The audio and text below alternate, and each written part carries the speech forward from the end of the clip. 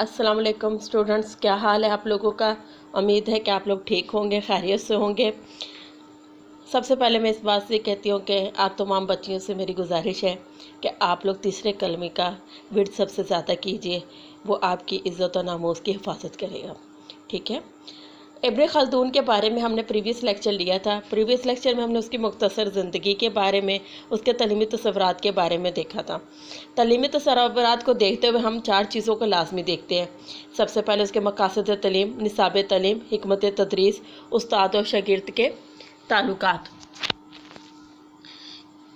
इसके बाद हम लोगों ने कल उनका तारुफ, तलीमी तसव्वुरात और मकासद तलीम बड़े क्लियर देख लिए थे। आज हम देखते हैं निसाब तलीम।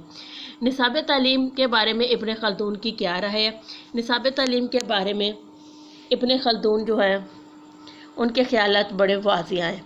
निसाब तालीम के बारे में इब्न खल्दून का नज़रिया ये है कि वो बामकसद और मुफीद होना चाहिए। इब्न खल्दून में अपने ज़माने के तालीमी निसाब से मुतमईन नहीं थे।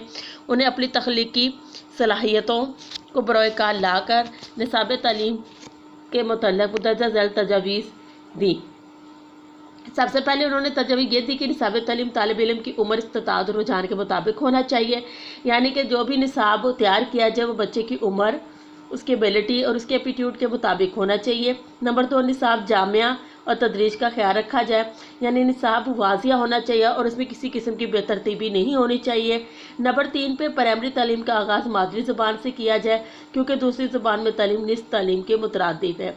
इस चीज़ से हम सब लोग एग्री हैं कि अगर हमारी मदर लैंग्वेज में हमें तालीम दी जाएगी तो हम पूरी तालीम हासिल कर सकेंगे। अगर हमें वही तालीम इंग्लिश, उर्दू या अरबी में दी जाएगी तो हम निस्फ तालीम के हासिल कर पाएंगे। नंबर 4 पे फिर तुलबा को हिसाब की तालीम दी जाए। यानी कि सबसे पहले तुलबा को जो है वो मदर लैंग्वेज में तालीम दी जाए, फिर उसको हिसाब की तालीम दी जाए, उसके बाद उसको कुरान पढ़ना सिखाया जाए और तीसरे दर्जे में कुरान की तालीम दी जाए। इब्न खल्दून के ख्याल में इब्तदा में बच्चे की फ़िक्र नापुख्ता होती है। हिसाब और मादरी ज़ुबान में महारत के बाद बच्चे की सीखने और समझने की सलाहियत में इजाफा होता है, जो दूसरे अलूम को समझने में मावन होता है। इब्न खल्दून के मुताबिक बच्चे को पहले मदर लैंग्वेज दी जाए, फिर उसमें मदर लैंग्वेज में तालीम दी जाए, बुनियादी कॉन्सेप्ट उसमें क्लियर किए जाए, उसके बाद उसको हिसाब की तालीम दी जाए, उसके बाद फिर उसको कुरान पाक पढ़ना सिखाया जाए, फिर उसके बाद उसको कुरान की तालीम दी जाए। क्योंकि अगर शुरू में ही बच्चे को कुरान की तालीम दी जाएगी तो इस लिहाज से बच्चे की जो है फ़िक्र नापुख्ता होती है और हिसाब और मादरी लैंग्वेज में महारत हासिल करने के बाद ही वो सीखने और समझने की सलाहियत में उसके इजाफा हो सकता है और फिर दूसरे अलूम को सीखने में वो मदद साबित होगा। इब्न खल्दून के मुताबिक अलूम की इकसाम कितनी है। इब्न खल्दून के मुताबिक तमाम अलूम को 2 इकसाम में तकसीम किया जा सकता है। ठीक है। सबसे पहले है तिब्बी, तबई या अकली अलूम, तकलीदी या नकली अलूम। तबई या अकली अलूम। नंबर 2 पे तकलीदी या नकली अलूम। तबई या अकली अलूम से मुराद वो अलूम है जिसमें इंसान अकल और गौर व फिक्र से मलका हासिल करता है। इन मज़ामीन में मंतक, फ़लसफ़ा, तिब्बियात, मादनियात और मौसीकी वगैरह शामिल हैं। आज के दौर में तिब, इंजीनियरिंग, कंप्यूटर और वकालत वगैरह वगैरह इस ज़मरे में आते हैं। अकली अलूम गौर व फिक्र और तख्लीकी सलाहियतों का नतीजा होते हैं। तकलीदी या नकली अलूम से मुराद वो अलूम है जिनका सरचश्मा कुरान पाक है। ठीक है।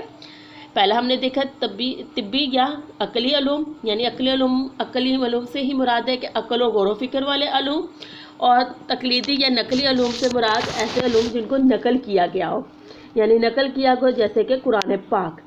नकली अलूम से मुराद वो अलूम है जिनका सरचश्मा कुरान पाक है।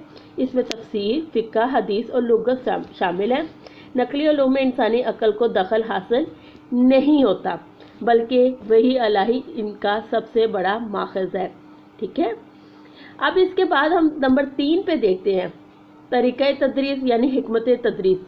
इब्न खल्दून के मुताबिक क्या तरीक़े तदरीस अपनाना चाहिए या क्या टीचिंग मेथड होने चाहिए जिनके ज़रिए बच्चों को पढ़ाया जाए और बच्चे बेहतर तौर पर तालीम हासिल कर सकें। इब्न खल्दून अपने ज़माने में राइज तरीक़ा है तदरीस और तदरीसी हिकमतों से कतई मुतमईन ना थे। ये चीज़ हमने पहले भी देखी कि वो इब्न खल्दून जो थे अपने दौर के जो तालीमी निसाब से या निसाब तालीम से बिल्कुल मुतमईन नहीं थे, सेटिस्फाइड नहीं थे। तो ज़ाहिर बात है जब निसाब से सेटिस्फाइड नहीं थे तो वहाँ के तरीक़े तदरीस से भी वो सेटिस्फाइड नहीं थे, क्योंकि आप बहुत ज़हीन और फ़तीन थे। उनके ख़्याल में ये तरीक़े ये तलबा के नफ्सियाती तकाज़ों और उनकी ज़हनी ज़रूरियात के मुताबिकत नहीं रखते। मतलब उनका ये ख्याल था कि हम बच्चों को उनकी अगर उम्र के मुताबिक तालीम नहीं दे रहे और उनकी जहनी ज़रूरियतों को मद्देनज़र रख के तालीम नहीं दे रहे तो वो तालीम उन पर फ़ायदे की बजाय नुकसानदेह है। अल्लामा इब्न खल्दून ने तलबा के तालीमी तकाज़ों को मद्देनज़र रखते हुए तदरीस के दर्जा झैल तरीके बताए। इब्न खल्दून के मुताबिक जो तरीक़े तदरीस अपनाए गए उनमें दर्जा झैल तरीक़े तदरीस है। गौर से सुनिएगा। नंबर 1 पे है आसान से मुश्किल की तरफ, यानी सबसे पहला उनका तरीक़ा तदरीस ये था कि आसान से मुश्किल की तरफ, यानी पहले हमें इजी टू डिफ़िकल्ट, मतलब कि आसान चीज़ों से हमें मुश्किल की तरफ आना चाहिए। इब्न खल्दून तदरीस में तालिब इल्मों की सहूलत के कायल थे। वो फरमाते हैं कि पहले तलबा को आसान मज़ामीन पढ़ाए जाए, बाद में मुश्किल मज़ामीन की तदरीस की जाए। इस तरह तलबा पढ़ाने वाले असबाब को अच्छी तरह समझ लेते हैं। तदरीस में मुश्किल अंदाज इख्तियार करने से तलबा को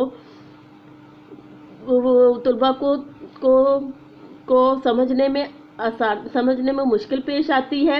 इसलिए तदरीस को आसान अंदाज में बयान किया जाए और वो अमले तदरीस में भी दिलचस्पी नहीं लेते। तदरीसी तरीके जितने आसान होंगे तलबा में सीखने और समझने की सलाहियत उतनी ही बढ़ेगी। उनकी यह तदरीसी हिकमत अमली नफ्सियाती असूलों के ऐन मुताबिक है। जदीद दौर में भी माहिरीन ने इस हिकमत अमली को अपनाने पर जोर दिया है।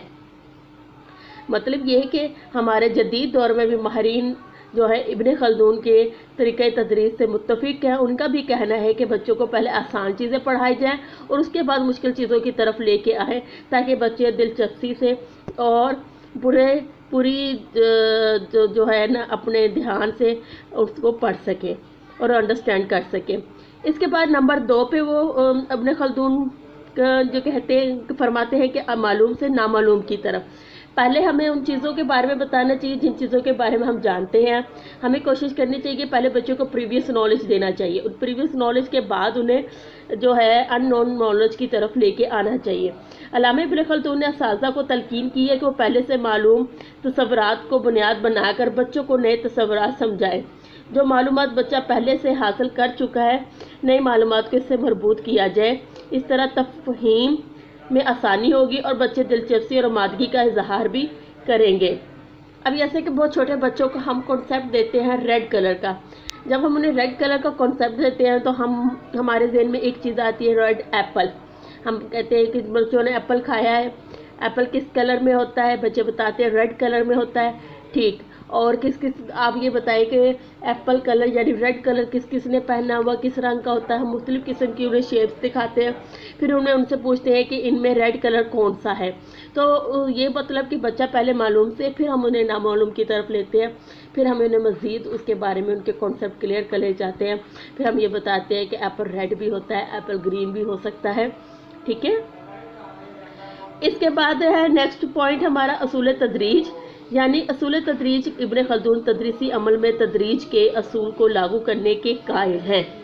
तदरीसी अमल में तदरीज का असूल मतलब ये कि दर्जा पर दर्जा उस असूल को लागू करने के कायल है। इब्न खल्दून के नज़दीक तदरीस का बेहतरीन तरीका यह है कि मालूमात और महारतें तलबा को दर्जा ब दर्जा और मरहलावार सिखाई जाए। यानी कि तदरीस या सिखाने का अमल ऐसा होना चाहिए कि जो मालूमात या जो नॉलेज आप बच्चों को दे रहे हैं या स्किल्स बच्चों को दे रहे हैं उनमें तरतीब होनी चाहिए, दर्जा ब दर्जा और मरहलावार सिखाई जाए।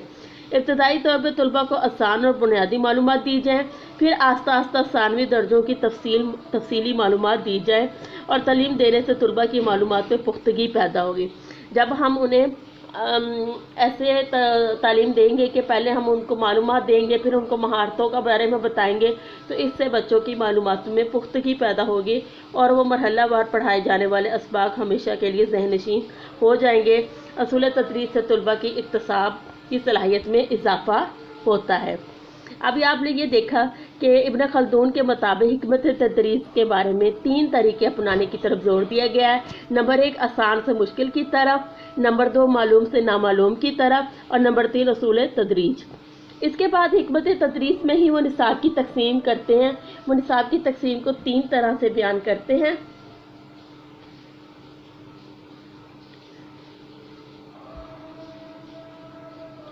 उनके ख्याल में निसाब को 3 अदवार में तकसीम कर लेना चाहिए। नंबर 1, पहले दौर में तलबा को इल्म आस्ता आस्ता और थोड़ा थोड़ा ज़हन नशीन कराया जाए। हर बाब की बुनियादी असूल तलबा को ज़हन नशीन कराए जाए। नंबर 2, दूसरे दौर में ज़रा मुश्किल मसाइल ज़ाहिर बहस लाए जाए और मौज़ूआत को तफसील से पढ़ाया जाए। नंबर 3, तीसरे दौर में किसी मसले की मुकम्मल तशरीह इस तरह की जाए कि मुतल्लिका इल्म फ़न के तमाम निकात ज़हरे बहस लाए जाए, यानी इस पर डिस्कशन मेथड अपनाया जाए और बच्चों की भी राय ली जाए और अपनी भी राय दी जाए, ताकि बच्चे जो है किसी भी पॉइंट को अच्छी तरह समझ लें, उसकी अच्छाइयाँ और बुराइयों के बारे में अच्छी तरह जान सके, क्योंकि इस तीसरे दौर में फ़न को समझने की सलाहियत पैदा हो चुकी होती है। इसके बाद आ जाता है बहस व मुबाहसा का तरीका। अच्छा, बहस व मुबाहसा और होता है जिस किस्म किसी चीज़ के बारे में डिस्कशन करना, इतनी डिस्कशन करना कि बच्चे को एक एक पॉइंट अच्छी तरह क्लियर हो जाए। ठीक है। इसके बाद है बहस व मुनाजरा का तरीका। बहस करना होता है किसी चीज़ के बारे में, डिस्कशन करना होता है किसी चीज़ के बारे में, गहराई में बात करना। और मुनाजरा का मतलब होता है कि उस चीज़ के बारे में आपकी सोचने समझने की सलाहियत क्या है, आपने उसमें क्या तरीका अपनाया है। ठीक है। अल्लामा इब्न खल्दून बहस मुनाजरा के तरीक़े तदरीस के हामी थे। वो रट्टा सिस्टम के बहुत ख़िलाफ़ थे। रट्टा सिस्टम जो है इंसान के अंदर गौर व फिक्र की सलाहियत को ख़त्म कर देता है। बच्चे रट्टे से मार्क्स तो अच्छे ले सकते हैं, लेकिन कभी बेहतरीन माहिरीन तालीम या बेहतरीन उस्ताद या बेहतरीन स्किलर नहीं बन सकते। इसलिए रट्टेबाजी से जो है वो परहेज़ करनी चाहिए। आपको कोशिश करनी चाहिए कि जो भी आप मजमून पढ़ें, जो भी चीज़ तैयार करें, उसको खूब गौर व फिक्र से समझ के पढ़ें, ताकि आपको आने वाले वक्तों में वो काम आ सके। रट्टा सिस्टम जो है वो गौर व फिक्र की सलाहियत ख़त्म हो जाती है, जबकि बहस व मुनाजरा के तरीके में गौर व फिक्र की सलाहियत पैदा होती है। तलबा अपने मसाइल अज खुद हल करने के काबिल हो जाते हैं। जब आप रट्टा नहीं लगाते तो आप चीज़ों को समझ के पढ़ते हैं, तो आपके अंदर लीडरशिप आ जाती है, आपके अंदर अपने मसाइल को खुद हल करने की एक सलाहियत आ जाती है और आपके अंदर कुव्वत फैसला भी डेवलप हो जाती है।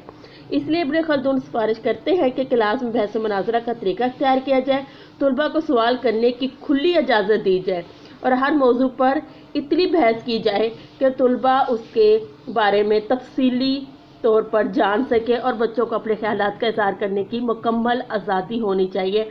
वो बच्चों की फ्रीडम पर, पढ़ाई के मामले में फ्रीडम पर के हामी थे कि ताकि बच्चों को मुकम्मल आज़ादी दी जाए और बच्चे अपने जो है अपने जहन में आने वाले सवालात का बेहतरीन जवाब ढूंढ सके, तलाश कर सके, और उसी सूरत में मुमकिन है जब उनको बहस करने का मौके फराहम किए जाए। इसके बाद है एक वक्त में एक फ़न। इब्न खल्दून एक वक्त में एक फ़न की तदरीस के हामी हैं। इनके ख्याल में जब पहले एक फ़न या मजमून पर इल्म हासिल कर लिया जाए तो उसके बाद दूसरे इल्म या फ़न पे अलूम हासिल करना चाहिए। ठीक है। यानी कि इब्न खल्दून का फरमान है कि जब आप एक फ़न हासिल कर लेते हैं तो या एक फ़न या मजमून में मुकम्मल अबूर हासिल कर लेते हैं तो फिर आपको दूसरे फ़न की इब्तिदा करनी चाहिए। एक वक्त में एक ही मजमून पढ़ने से तलबा को उस मजमून पर अबूर हासिल हो जाता है और उस मजमून से मुतल्लिक मौज़ूआत पर उसकी गिरफ्त मजबूत हो जाती है और नफ्स मजमून पर पुख्तगी पैदा होती है। इससे तलबा पढ़ाई से जी नहीं चुराते और इनमें फ़हम और इदराक की सलाहियत बढ़ जाती है। अमल तदरीस में दिलचस्पी का इजहार करते हैं। इसके बाद है मुशफ़क़ाना और नरम रवैया। ठीक है। इब्न खल्दून सख्ती के कायल ना थे। वो ये चाहते हैं कि तलबा के साथ नरम रवैये के हामी थे। वो तलबा के साथ सख्ती के बिल्कुल हामी नहीं थे। उनके ख्याल में उस्ताद का रवैया तलबा की तरफ नहायत नरम होना चाहिए, ताकि तलबा खुश खल्की, तहज़ीब और मेहरबानी और मोहब्बत हमदर्दी से बच्चों के दिल जीत ले और बच्चे उस्ताद के मुंह से निकली हुई हर बात को अहमियत दें। जब उस्ताद सख्ती करेगा तो बच्चों के ऊपर उनकी स्टडी का कोई असर नहीं होगा। इसलिए उस्ताद को चाहिए कि हमेशा प्यार, मोहब्बत और हमदर्दी से बच्चों को पढ़ाए, ताकि बच्चे उसके हर एक लफ्ज़ को, हर एक हर्फ को जो वो अहमियत दें और उस पर गौर व फिक्र करें। कुरान पाक में भी नरम रवैये के बारे में इरशाद रब्बानी है, जब ये अल्लाह की रहमत है कि तुम नरम हो।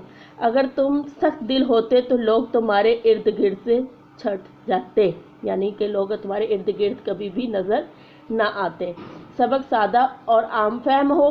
ابن خلدون کے نزدیک سبق سادہ اور عام فہم ہونا چاہیے تاکہ بچے شعوری طور پر مضمون میں عبور حاصل کرنے کے قابل ہوں۔ اس سے طلباء کی ذہنی تربیت ہوتی ہے، سبق بچے کے تعلیمی معیار اور اس کی ذہنی سطح سے بلند نہ ہو۔ سادہ اور آسان اسباق کو بچے جلد سیکھتے ہیں، اس طرح وہ عمل تدریس میں دلچسپی لیتے ہیں۔ اس کے بعد ہے سزا سے اجتناب، یعنی پنشمنٹ نہیں ہونی چاہیے، بالکل اس سے اوائڈ کرنا چاہیے۔ ابن خلدون تعلیم کے لیے طلباء کو سزا دینے کے خلاف ہیں۔ ان کے خیال میں طلباء کو سزا دینے سے اجتناب کرنا چاہیے۔ طلباء کو سزا دینے سے وہ شرف انسانیت سے گر جاتے ہیں۔ جب آپ کسی کو سزا دیتے ہیں تو آپ کیا ہے، شرف انسانیت سے گر جاتے ہیں، اور اس کے رد عمل کے طور پر طلباء میں کیا اخلاق رذیلہ پیدا ہوتے ہیں۔ اس لیے استاد کو چاہیے کہ وہ سزا دینے سے اجتناب کریں۔ حصول علم کے لیے سفر کی اہمیت۔ آپ کا کہنا ہے کہ جتنا آپ سفر کریں گے اتنا ہی آپ اچھا علم حاصل کر سکیں گے۔ وہ کہتے ہیں نا کہ علم حاصل کرو چاہے اس کے لیے آپ کو چین ہی جانا پڑے۔ ابن خلدون حصول علم کے لیے سفر کو بہت اہمیت دیتے ہیں، کیونکہ ان کے دور میں اعلیٰ تعلیم کے لیے زیادہ دارالعلوم نہ تھے، وہ عموماً دور دراز شہروں میں واقع ہوتے تھے۔ اعلیٰ علم کے حصول کے لیے سفر اختیار کرنا ضروری تھا، اس لیے اس دور میں سفر کی اہمیت بہت عیاں تھی۔ آپ علم کی تحصیل کے لیے سفر کو بہت اہمیت دیتے تھے۔ ظاہر بات ہے جب آپ کے دور میں تعلیمی ادارے دور دور تھے، کہیں نہیں تھے جہاں آپ رہتے تھے، تو اس لیے آپ کے دور میں اس وقت تعلیم حاصل کرنے کے لیے آپ کو ڈفرینٹ کنٹری یا جگہوں پہ جانا پڑا۔ اس لیے آپ نے اس دور کے حساب سے یہ کہا ہے کہ تعلیم کے لیے سفر کی اہمیت کے بارے میں آپ نے لکھا ہے کہ آپ کو سفر کر کے بھی تعلیم حاصل کرنی چاہیے۔ اس کے بعد ہے نیکسٹ ہمارا پوائنٹ، استاد اور شاگرد کے تعلقات۔ استاد اور شاگرد کے تعلقات، ٹھیک ہے۔ ابن خلدون جو ہے، علامہ ابن خلدون نے اپنی تصنیف المقدمہ میں ایک پورا باب اس بات پہ لکھا ہے کہ شاگردوں پہ سختی کرنا ان کے لیے مضر ہے۔ وہ لکھتے ہیں استاد کی سزا سے شاگرد شرف انسانی سے گر جاتا ہے اور وہ جھوٹ بولنا شروع کر دیتا ہے، سزا سے بچنے کے لیے چالاکی اور عیاری سے کام لیتا ہے۔ آپ اساتذہ کو نصیحت کرتے ہیں وہ شاگردوں سے شفقت سے اور محبت سے پیش آئیں، ان پر سختی نہ کریں، انہیں آزادی اظہار رائے کے مواقع فراہم کریں۔ اس سلسلے میں وہ بحث و مباحثہ کو بہت اہمیت دیتے ہیں اور وہ طالب علم کی متوازن نشو و نما کی غرض سے ان پر سختی کرنے سے منع فرماتے ہیں۔ وہ فرماتے ہیں تعلیم کا حاصل کرنا طالب علم کا فطری تقاضا ہے۔ طالب علم پر سختی سے ان پر منفی اثرات مرتب ہوتے ہیں۔ آپ کے تعلیمی تصورات میں طالب علم کو مرکزی حیثیت حاصل ہے، اس لیے تعلیم و تدریس کے سلسلے میں نفسیاتی طریقوں پر عمل کرنے کی تلقین کرتے ہیں۔ یہ تو تھا ابن خلدون کے بارے میں، ان کے تعلیمی تصورات۔ ان کے تعلیمی تصورات میں ہم نے مزید 4 چیزوں کا ذکر دیکھا ہے کہ ان کے مقاصد تعلیم کیا ہے، ان کا نصاب تعلیم کیا ہے، ان کا حکمت تدریس کیا ہے، اور استاد اور شاگرد کے تعلقات کیسے ہونے چاہیے۔ اب ذرا سا ہم ان کے بارے میں تھوڑا سا ویو لیتے ہیں اپنی نظر میں کہ دور حاضر اور تعلیمی فکر ابن خلدون، یعنی کہ دور حاضر میں ابن خلدون کی تعلیمی فکر کے بارے میں کیا کہا جاتا ہے۔ موجودہ دور میں تعلیم کے میدان میں ابن خلدون کو تعلیمی فکر سے بہت فائدہ اٹھایا جا سکتا ہے، یعنی کہ آپ کی جو تعلیمی فکر ہے، جو آپ کے نظریات ہیں، اگر ان سے فائدہ اٹھایا جائے تو وہ بہت حد تک ہے کہ موجودہ دور کے عین مطابق ہوں، ٹھیک ہے۔ ان کے نظریات موجودہ دور کے بالکل عین مطابق ہے۔ ابن خلدون نے کہا کہ حصول علم انسان کی فطرت ہے، مطلب یہ کہ علم حاصل کرنا انسان کی فطرت میں شامل ہے اور وہ سیکھنے پر مجبور ہے۔ اگر وہ سیکھے گا نہیں تو وہ کچھ نہیں کر سکے گا، اور انسان سیکھنے کے لیے کہیں نہ کہیں ضرور جاتا ہے اور کسی نہ کسی طریقے سے ضرور سیکھتا ہے۔ ابن خلدون کے اس نظریے سے خواندگی کی راہ ہموار ہوتی ہے۔ اس کا نظریے کی عملی شکل آج کے دور میں نظر آتی ہے، اس لیے پاکستان اور غیر ممالک میں ماہرین تعلیم کو ہر فرد کا بنیادی حق قرار دیا ہے۔ پاکستان اور غیر ممالک میں ماہرین تعلیم کو ہر فرد کا بنیادی حق قرار دیا ہے۔ جیسے کہ میں نے آپ سے کہا تھا کہ انسان کو خوراک، لباس، گھر، گھر کے بعد انہیں تعلیم بھی ان کا بنیادی حق ہے، اس کے بعد صحت، ٹھیک ہے۔ اگر یہ 5 چیزیں ہیں تو ایک انسان مکمل زندگی گزار رہا ہے۔ اگر اس کے پاس ان میں سے ایک چیز بھی کم ہے تو وہ اپنی زندگی میں بیلنس نہیں لا سکتا۔ ذریعہ تعلیم، اس طرح ابن خلدون نے کی جو سب سے اہم بات یہ تھی کہ جو ابتدائی تعلیم ہے وہ مدر لینگویج میں دی جائے۔ دور جدید میں ہمیں اس چیز پہ کا شدت سے احساس ہو رہا ہے کہ بچوں کو جو ہے وہ مدر لینگویج میں ہی تعلیم دینی چاہیے۔ ابن خلدون نے تعلیم کو مادری زبان میں منتقل کرنے کی تلقین کی ہے۔ انہوں نے اجنبی زبان میں تعلیم حاصل کرنے کو نصف تعلیم کے مترادف قرار دیا ہے۔ تو آج کے دور میں تمام اقوام اس بات پہ متفق ہیں کہ تعلیم و تدریس اپنی مدر لینگویج میں ہی ہونی چاہیے۔ بچہ جتنی جلدی اپنی مادری زبان سیکھتا ہے اتنی جلدی وہ کسی دوسری زبان کو نہیں سیکھ سکتا۔ پاکستانی پالیسیوں میں بھی اردو کو ذریعہ تعلیم بنانے کی سفارشات کی گئی ہیں اور کی جا رہی ہیں، کیونکہ اس سے طلباء میں فہم و ادراک کی صلاحیت پیدا ہوتی ہے۔ متوازن نصاب، علامہ ابن خلدون نے علوم کی تقسیم عقل و نقل میں کی۔ ان دونوں علوم کو ملا کر متوازن نصاب تعلیم بنتا ہے۔